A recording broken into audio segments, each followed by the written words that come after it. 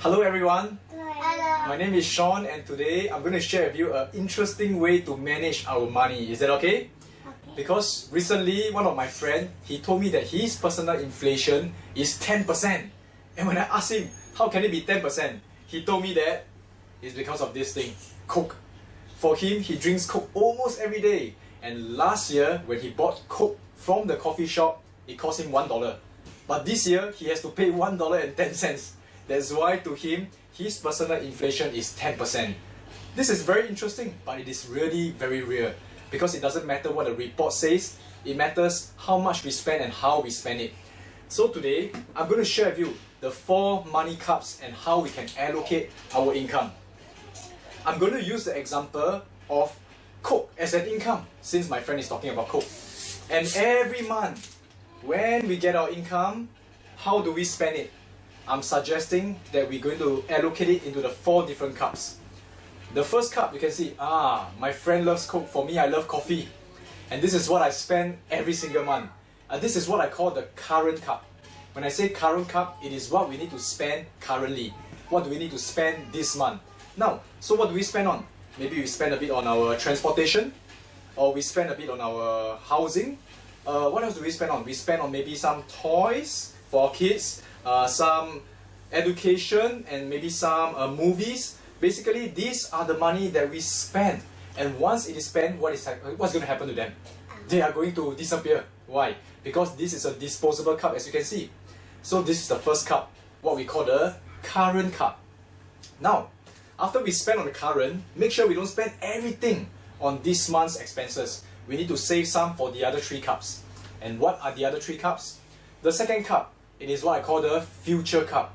This is what we need to actually save up for our future goals. And you can see that I've been diligently saving. That's why you can see there's already Coke in the cup.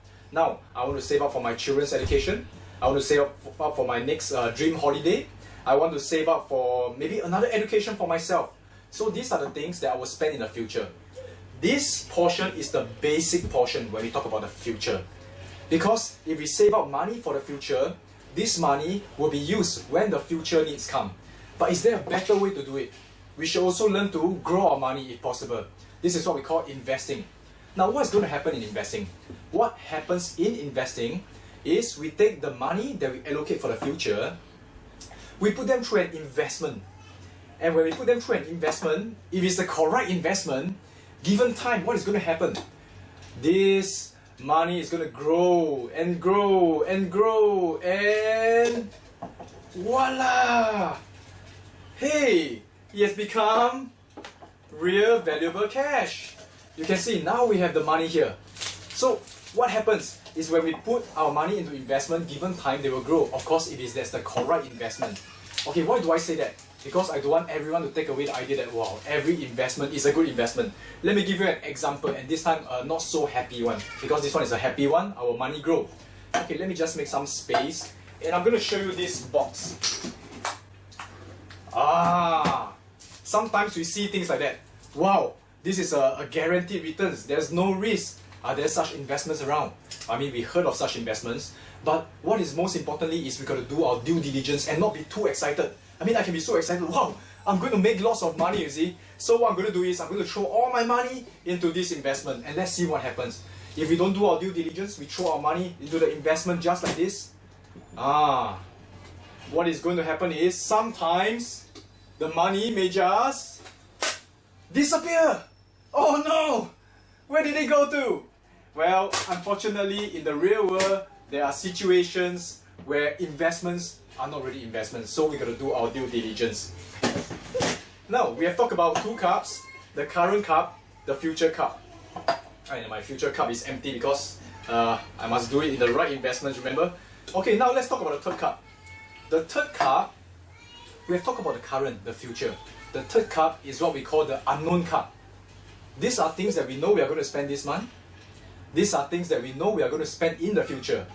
Now, this is a cup where we got to pour some money because there are some things that we just cannot anticipate. We don't know what's going to happen. It may be some emergency situations. You may need the money, maybe a friend is in need, or maybe your family members need some help. So we got to put some money aside. Sometimes it may be a very sad situation where you lose your job, you need transition.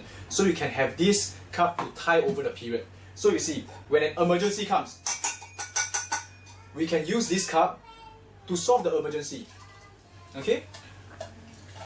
We can't use the future cup because the future cup may no longer be liquid. It may not be an investment that we can take out very quickly. And can we use the current cup? Remember the current cup, just now we already pour into it. Is there any more water inside? It seems like there is, but what happens? No, there isn't any more water because we already spent it, remember? There's no water inside the current cup. So, good thing we have our unknown cup, the emergency cup. Now, we have talked about the 3 cups. Let me move to the last cup. And my friends, if you want to be really, really rich, you got to pour into the last cup as well. And what is this last cup? This last cup is what we call not the current, not the future, not the unknown, but the beyond. Or what I would like to say as the eternal. For me, I want to accumulate treasures not just on earth. More importantly is beyond that, in heaven as well. Because this cup itself, it is what's going to last me eternally. And this cup is about giving. Because if we cannot give, and we just keep accumulating for ourselves, ultimately you can accumulate a lot, but you'll just be a poor person with a lot of finances. There's no point. So let's learn to give. Who do you give to? You can give to maybe the children who needs help. You can give to maybe someone who actually is needs some financial help. You can give to anyone. It can be even a friend. You can even buy a Coke for a friend. And I can share with you, there are some people who may not be comfortable giving. So initially, when they give, it will be a struggle. You may think, wow, should I give, should I not give? If I don't give, I can actually pour into the other cups and I can become richer faster. But then you struggle. But you start to give, you start to give bit by bit, and ultimately, when you start to learn to give and let go, you'll be amazed how miracle can happen. So my friends, this is an area that we must also put in. The cup that is beyond and the cup of giving. My dear friends, I hope that this has been educational and also entertaining for you. And more importantly, remember to allocate your finances, your income into 4 different cups.